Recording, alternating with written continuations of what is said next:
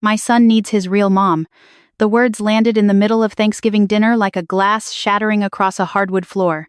For a second, nobody moved. Then my husband nodded, not reluctantly, not awkwardly, just nodded as if what his mother had said made perfect sense. A moment later, he stood up, lifted the place card with my name on it, and moved it to the far end of the table. Then he pulled out my chair, not for me, but for his ex-wife. I remember staring at that chair while the room continued breathing around me.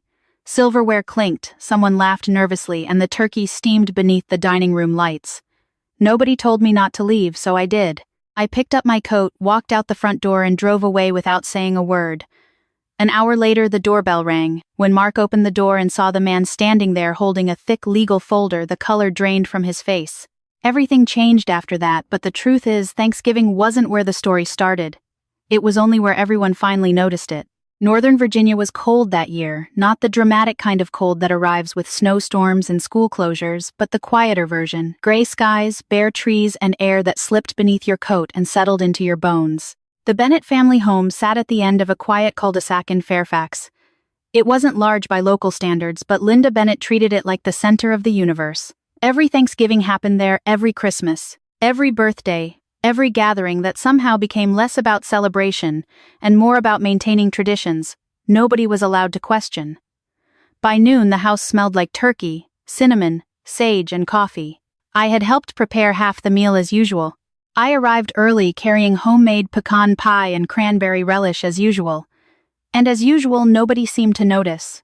Not because they were cruel, that would have been easier. They were simply accustomed to my contributions, like electricity. People rarely appreciate it until it stops working. I had been married to Mark Bennett for 4 years. He owned a small marketing business that never quite became what he hoped it would. I worked as a financial operations manager for a healthcare network. My salary was stable, predictable, the kind of career built on discipline rather than dreams. I liked that. Life already provided enough uncertainty. Mark's son Noah was 14 now, a thoughtful kid with an easy smile and a tendency to observe more than adults realized. His mother, Rachel Morgan, lived 20 minutes away. Over the years, Rachel and I had developed something that wasn't friendship but wasn't hostility either. We were two women connected by circumstances neither of us had created. We were polite, respectful, careful. The real challenge had never been Rachel. The challenge was Linda. Mark's mother had never openly disliked me, that would have required honesty. Instead, she specialized in comparisons. Rachel liked this. Rachel used to do that. Rachel understood the family Rachel remembered when. Always subtle, always deniable, always exhausting. At first I tried harder, then I tried understanding, and eventually I simply learned to endure it because marriage often requires patience. Or at least that's what I told myself. The dining room was nearly full when Linda appeared carrying a bowl of sweet potatoes. Noah was talking about basketball and Mark's father George quietly poured himself iced tea. Rachel had arrived 20 minutes earlier after Noah insisted she join for dessert. Everything seemed normal until Linda spoke. "You know," she said, while arranging serving spoons, "it's nice having everyone together again." Nobody responded, not because the comment was strange, but because everyone sensed another one coming. Linda smiled, the kind of smile that arrives before trouble. "Noah deserves this." Rachel shifted slightly in her seat. Mark looked down at his plate. I felt something tighten inside my chest. Then Linda said it, "My grandson needs his real mom." Silence. Complete silence. The room seemed to shrink. Rachel immediately looked uncomfortable. "Noah has 2 parents," she said quietly. But Linda wasn't finished. "He deserves to sit between them at least once a year." I waited. Not for Linda, but for Mark. I waited for my husband to say something, anything, a joke, a correction, a simple mom stop. Instead, he sighed, then nodded. "I think she's right." The words were calm, casual, almost thoughtful, which somehow made them worse. I looked at him, really looked at him, and realized he had probably been thinking this for days, maybe weeks, maybe longer, without ever discussing it with me. Mark stood, picked up my place card, moved it, then gently pulled my chair away from the table. "Claire," he said, "would you mind sitting down there?" Down there meant at the corner beside the children while Rachel sat between him and Noah. It was the seat I had occupied for 4 consecutive Thanksgivings, the seat beside my husband, the seat that represented something much larger than furniture. Nobody said anything. George stared at his plate. Rachel looked horrified, Noah looked confused, and Mark waited as though he expected me to smile and accommodate everyone the way I always had. I looked at the chair, then at my husband, then at the family that had already decided where I belonged. Strangely, I didn't feel angry, not at first. I felt clear in a way I hadn't felt for months, maybe years, because once something becomes impossible to deny, confusion disappears. I set my napkin beside my plate carefully, deliberately. Then I stood up. "Claire," Mark asked. I reached for my coat. "Aren't you staying, Linda?" said her voice, carrying genuine surprise as if leaving had never occurred to her. I slipped my arms into my coat. "No," I replied. "Nothing more. No speech, no argument, no tears." I walked toward the front door. Behind me I heard Noah say, "Dad." Then silence again. The cold air hit my face the moment I stepped outside. For several seconds I simply stood there, breathing, listening to the distant sound of traffic, feeling something inside me settle into place. This wasn't impulsive. It wasn't dramatic. The decision had been forming long before Thanksgiving, long before Linda's comment, long before the chair. The chair had simply revealed the truth. I drove away, and exactly 1 hour later, as Thanksgiving dinner continued without me, the Bennett family heard the doorbell ring. When Mark opened the door, a process server stood on the porch holding a legal folder. "Mark Bennett," the man asked. Mark nodded. The man extended the documents. "You've been served." For several seconds, Mark simply stared at the folder. The process server had already returned to his car, yet Mark remained standing in the doorway holding the documents as though they belonged to someone else. Behind him, Thanksgiving continued. The television murmured from the living room, dishes rattled softly in the kitchen, and someone laughed. Then the sound died when Linda noticed his face. "Who was that?" she asked. Mark didn't answer immediately. He lowered his eyes to the front page. The name was unmistakable: Claire Elizabeth Bennett, petitioner. His wife. His chest tightened. "What is it?" Rachel asked quietly. Mark stepped back into the house and closed the door. The warmth inside suddenly felt uncomfortable, too warm, too crowded, too normal. "It's from Claire." The room froze. Noah looked up from his plate. Linda frowned. "What do you mean from Claire?" Mark opened the folder, his fingers feeling strangely stiff. The first page contained legal language, precise, professional, cold. A petition for legal separation. The date near the bottom caught his attention, filed 8 days earlier. 8 days. His stomach dropped. 8 days ago meant that Claire had already started the process before Thanksgiving, before the argument, before Linda's comment, before the chair. The realization unsettled him more than anything else, because it meant tonight hadn't caused this. Tonight had only revealed it. "Well?" Linda asked. Mark looked up. "She filed last week." The silence that followed felt heavier than the one at dinner. Linda blinked. "What? Last week?" Rachel slowly set down her fork. Noah stared at his father. "You mean you're getting divorced?" he asked. The directness of the question hit harder than anything else. Mark opened his mouth, closed it, then looked back at the papers. "I don't know," but even as he said it, he knew it wasn't true. Claire knew. That much was obvious. The next pages outlined financial disclosures, asset separation, account records, requests for documentation, everything organized, everything prepared, everything deliberate. "She's overreacting," Linda said immediately, the certainty in her voice feeling almost automatic. "People don't end marriages over Thanksgiving dinner." Mark didn't respond because the date on the paperwork kept pulling at his attention. 8 days. 8 days before dinner. 8 days before anyone realized there was a problem. Rachel leaned forward slightly. "What else does it say?" Mark turned another page, then another. His expression changed. "What Linda demanded." Mark kept reading. A spreadsheet appeared, clean, detailed, professional. Columns of numbers detailed years of expenses, household contributions, mortgage payments, insurance, utilities, groceries, school expenses, and medical bills.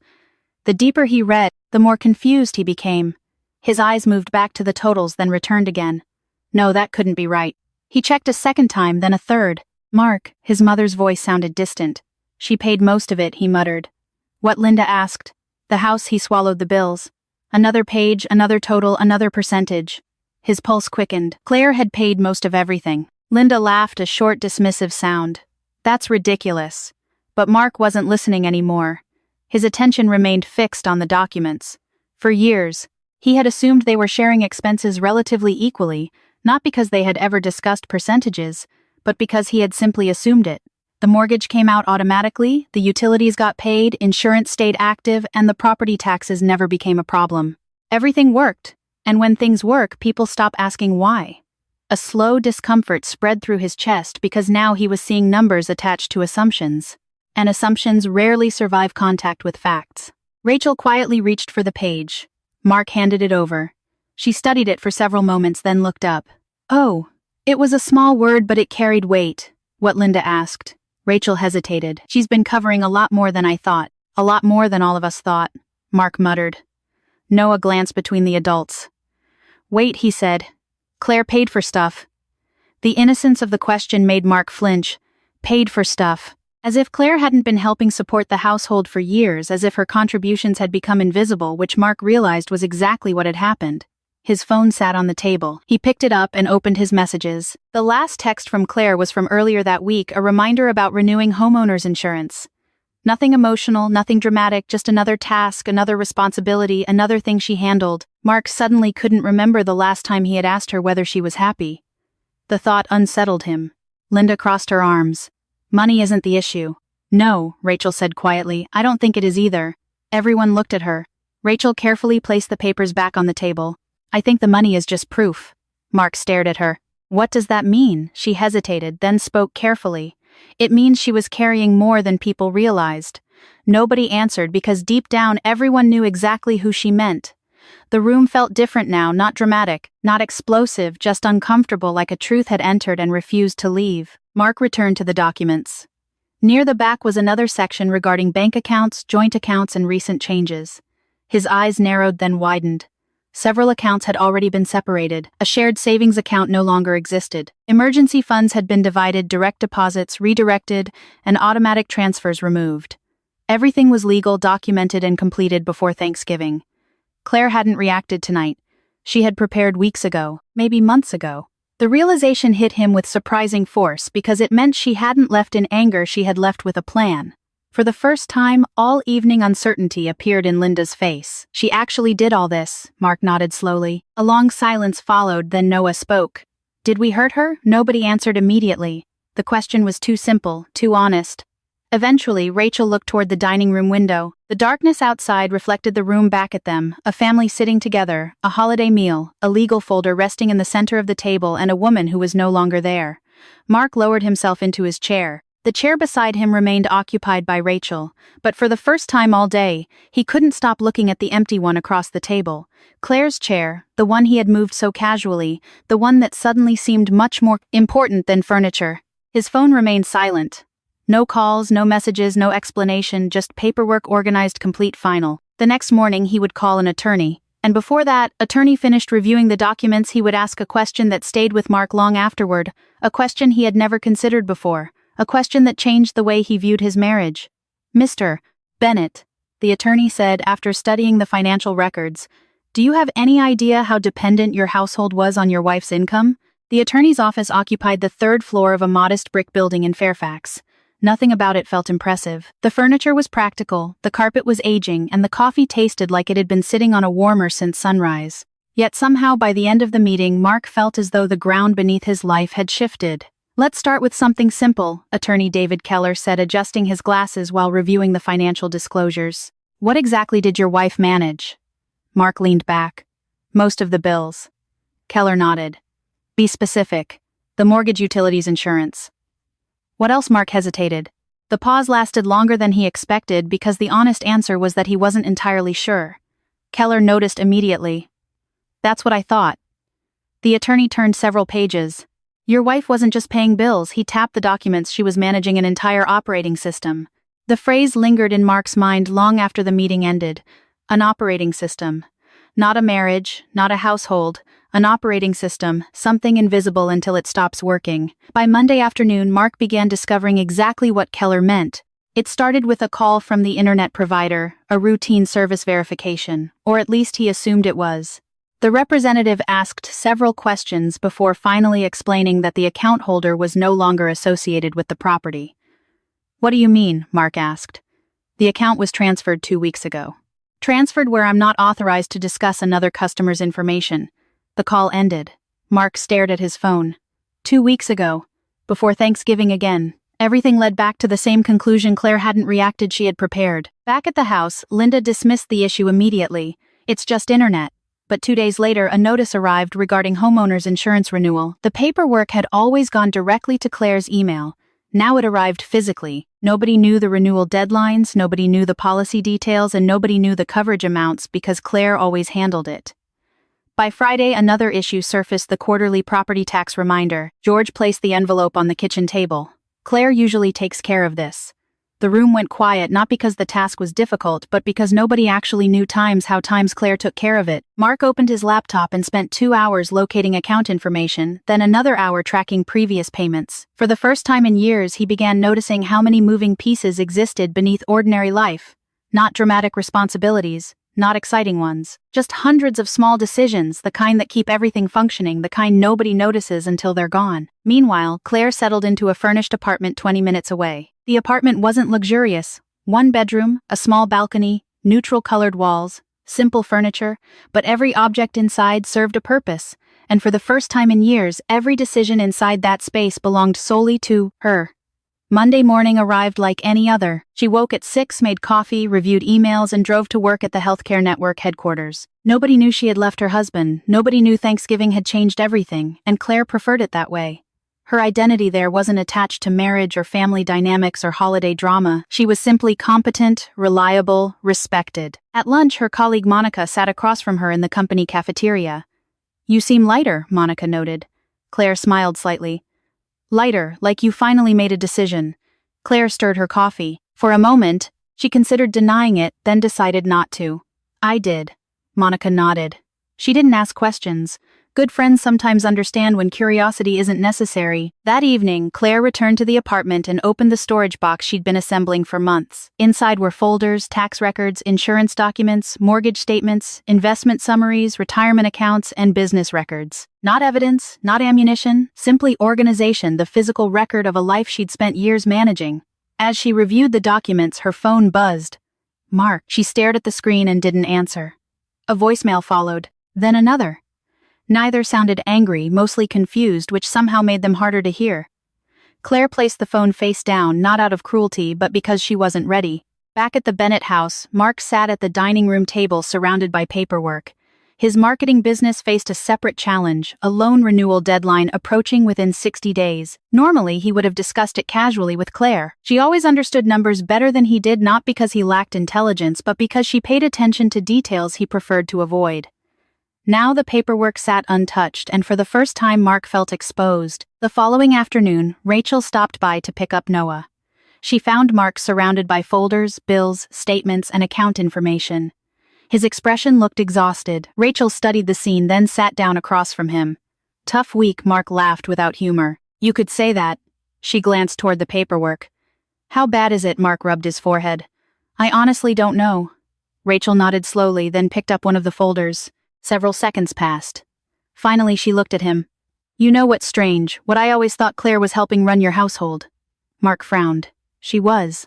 Rachel shook her head. "No," she tapped the folder. "She wasn't helping." Mark looked at her. Rachel held his gaze. "She was running it." The words landed harder than she intended because they felt true, painfully true. Mark looked around the kitchen. The mortgage, the insurance, the taxes, the utilities, the budgeting, the savings, the planning, the structure.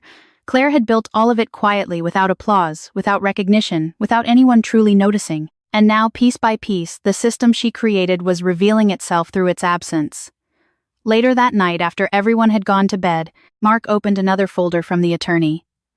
Near the bottom sat information regarding household assets. Most of it looked familiar until one particular section caught his attention: mortgage history, down payment records, source of funds. Mark stared at the numbers, then checked them again. His heartbeat slowed, then accelerated, because for the first time he realized there might be another part of the story he had never bothered to understand, and what he discovered next would force him to reconsider everything he thought he knew about the house they shared. Mark sat alone in the kitchen long after midnight. The house was quiet, the dishwasher hummed softly, and the refrigerator clicked on and off. Outside, winter rain tapped gently against the windows. In front of him sat 3 documents: the mortgage statement, the property purchase agreement, and a financial disclosure packet Claire's attorney had included in the separation filing. At first he thought there had to be a mistake, then he checked the numbers again and again. The mistake wasn't in the paperwork. The mistake had been his assumptions. For years Mark had viewed the house as something they had built together, not equally perhaps, but together. Now he was discovering that reality was more complicated. The original down payment had come from 2 sources: his savings account and Claire's investment account. Only Claire's contribution was significantly larger, much larger. Mark stared at the figure $42,000. He remembered vaguely that she'd sold some investments around the time they bought the house. At the time he hadn't paid much attention. They were married, the house was theirs, and the details seemed unimportant. Now those details sat directly in front of him, permanent, documented, impossible to ignore. The next morning he drove back to Attorney Keller's office. The attorney reviewed the documents calmly. "This isn't unusual," Keller said. "What isn't one spouse contributing more than the other?" Mark shook his head. "No, you don't understand." Keller looked up. "What don't I understand I didn't know?" The attorney remained silent. Mark leaned forward. "I honestly didn't know she paid that much." Keller folded his hands. "Mr. Bennett, I believe you. That wasn't the response Mark expected." "You do?" "Yes," the attorney's expression remained neutral because if you had known we wouldn't be having this conversation. Mark looked away. Something about that answer bothered him, not because it was unfair but because it felt accurate. After leaving the office, he sat in his truck for nearly 20 minutes without starting the engine. Traffic moved around him, people hurried through their day, and life continued. Yet his thoughts remained fixed on the same realization: how much of Claire's life had he simply accepted without examining? The mortgage, the bills, the planning, the structure, the countless invisible responsibilities. He had always appreciated her, at least he thought he had. But appreciation and understanding were not the same thing. Back at the house, Linda was making coffee when he walked into the kitchen. "Well," she asked. "What did the lawyer say?" Mark set the folder on the table. "He said the paperwork is solid." Linda rolled her eyes. "Of course he did. Lawyers always say that." Mark didn't respond. Instead, he opened the mortgage records. His mother glanced down, then frowned. "What is that, the house?" "What about it?" Mark hesitated, then answered. "Claire paid most of the down payment." Linda blinked. "What? She also paid more toward the mortgage than I realized." The silence that followed felt different from previous silences. Not defensive, not dismissive, just surprised. For the first time since Thanksgiving, Linda didn't immediately have an argument. She simply stared at the numbers. Eventually, she shook her head. "Well, she's your wife." The statement sounded weaker than intended. Mark looked at her. "That's not the point." His mother frowned. "Then what is the point?" Mark opened his mouth, then stopped because he was only beginning to understand it himself. The point wasn't the money. The point was that Claire had spent years investing in a life she believed they were building together, and somehow, despite all of that, she still ended up feeling like a guest. That afternoon he found himself replaying moments he'd barely noticed at the time. Not dramatic moments, small ones, the kind people overlook. Family vacations planned without asking Claire's opinion. Holiday decisions made before she arrived. Conversations where Linda referenced Rachel as though she still belonged at the center of everything. The time Claire suggested hosting Christmas at their house and nobody responded. The birthday dinner where everyone chose a restaurant she disliked. The dozens of occasions where her preferences became optional. Each memory seemed insignificant on its own. Together they formed a pattern he could no longer ignore. That evening, Noah sat across from him in the living room. The teenager had been unusually quiet all week. Finally he spoke. "Are you and Claire really getting divorced?" Mark looked at him. "I don't know." Noah considered that, then shrugged. "I think she was sad a lot." The comment hit harder than any legal document. "What do you mean?" Noah stared at the television. "Nothing. Noah." The teenager sighed. Sometimes she looked sad when Grandma talked. Mark didn't answer because he knew exactly what Noah meant. Children noticed more than adults, realized sometimes more than adults wanted. Later that night, after everyone had gone upstairs, Mark opened his phone. He stared at Claire's contact information, the screen glowing softly in the darkness. For several minutes he did nothing. Then he opened their old messages. Most weren't romantic. They weren't dramatic. They were practical reminders, schedules, appointments, insurance, renewals, repairs, groceries, the countless details that formed everyday life. And suddenly Mark saw something he had missed for years. Claire had spent an enormous amount of energy taking care of things, and very little energy being taken care of. The realization settled heavily inside him, not guilt exactly, but something closer to understanding. He opened a new message. His thumb hovered over the keyboard. Several drafts appeared and disappeared times. "Sorry. Can we talk? I didn't realize." None felt sufficient. Finally he typed a single sentence, a simple sentence, one he should have said much earlier. "I need to talk. Really talk." He stared at the screen for a moment, then pressed send. Across town, in a quiet apartment illuminated by a single lamp, Claire heard her phone vibrate. She looked down at the message, read it once, then again. And for the first time since Thanksgiving, she seriously considered answering. Claire stared at the message for nearly 5 minutes. "I need to talk. Really talk." The words themselves weren't remarkable. People said things like that every day. The difference was who had sent them. For years, Whenever difficult conversations approached, Mark had a habit of postponing them, not intentionally, not maliciously. He simply preferred peace over discomfort. The problem was that avoiding discomfort rarely creates peace. Usually it just delays consequences. Claire placed the phone on the kitchen counter and walked toward the balcony. The evening air was cold and streetlights reflected off wet pavement below. Traffic moved steadily through Fairfax, normal people living normal lives. For a moment she wondered whether answering would accomplish anything. Then she remembered something her attorney had said times. Closure isn't about changing the outcome. It's about understanding it. Maybe understanding mattered. The next morning she replied times, one condition, public place, 1 hour, nothing more. Mark responded almost immediately times, a small cafe in Vienna, Saturday morning, 1000. When Claire arrived, Mark was already there. That alone surprised her. For most of their marriage she had been the punctual one. Now he sat alone near the window, hands wrapped around a coffee cup that had clearly gone cold. He looked tired, not devastated, not broken, simply tired, as though the last week had forced him to carry thoughts he'd spent years avoiding. When she approached, he stood automatically. Thank you for coming. Claire sat across from him. I said I would. For several moments neither spoke. The silence wasn't hostile. It was careful, the kind of silence that appears when two people understand the conversation matters. Finally, Mark exhaled. I've been going through everything. Claire nodded. I assumed you would. The accounts. Another nod. The mortgage. Claire remained quiet. The house. A faint smile touched her face.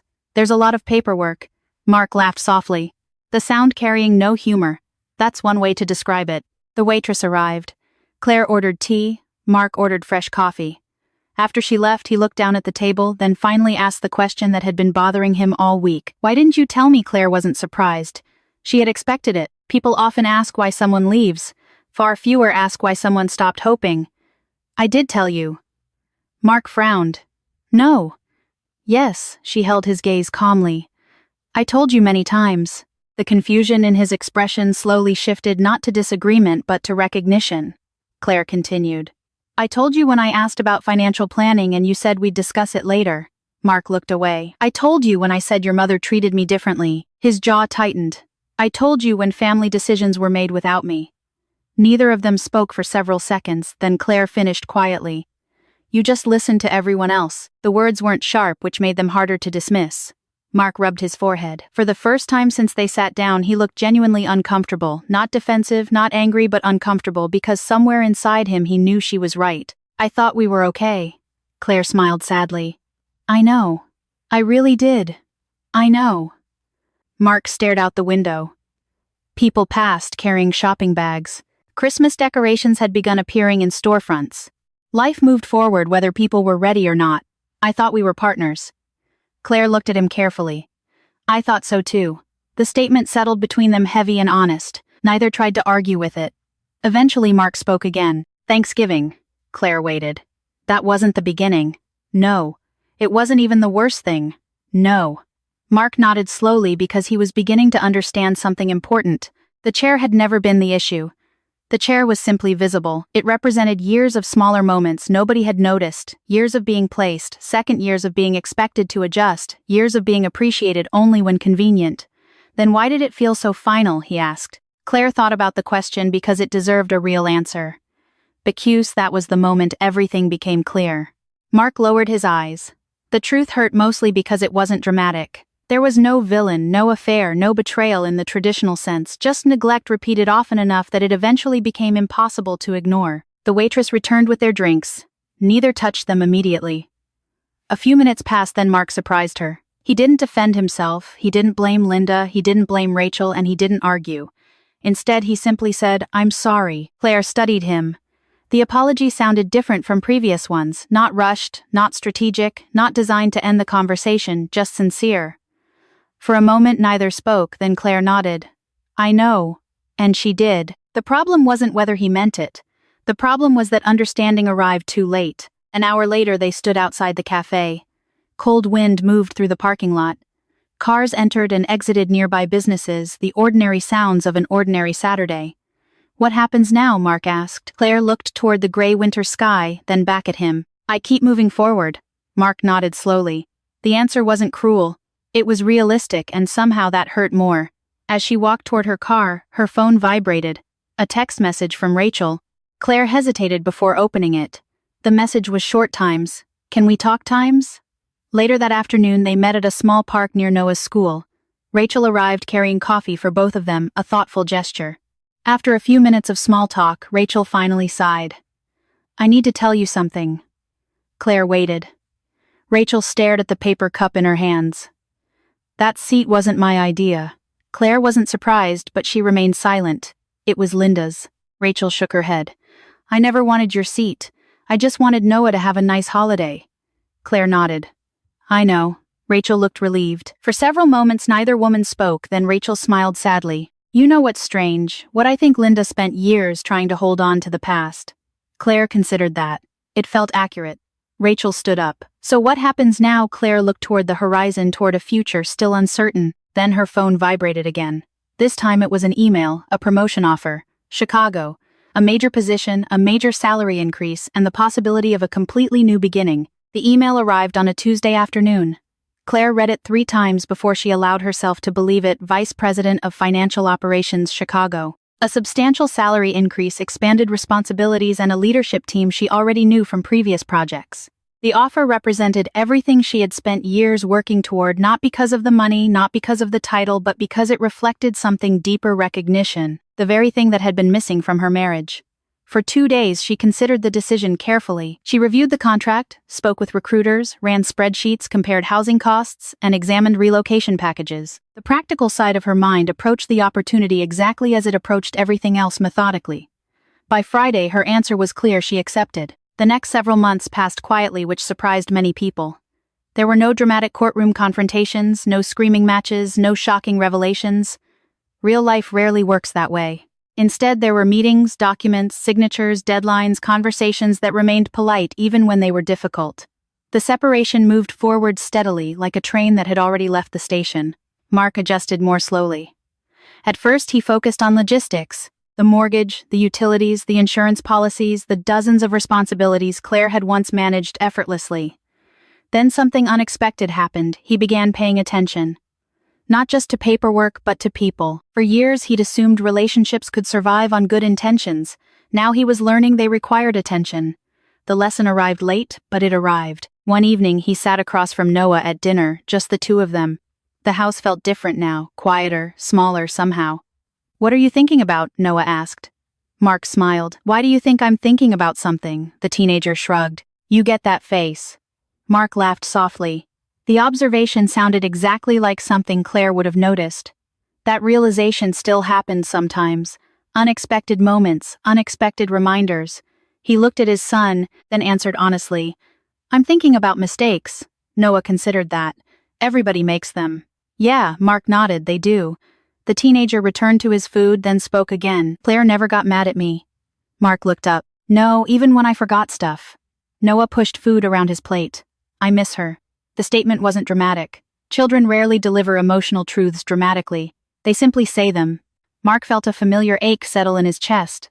I know, because he missed her too, not just her presence, but the steadiness, the reliability, the quiet confidence that had anchored so much of daily life. Months later the divorce became official. A Tuesday morning, a courthouse conference room, a few signatures, a few final documents, nothing more. When it ended, neither Claire nor Mark celebrated and neither mourned publicly. Some endings are too complex for simple emotions. Outside the courthouse, they stood together for a few minutes.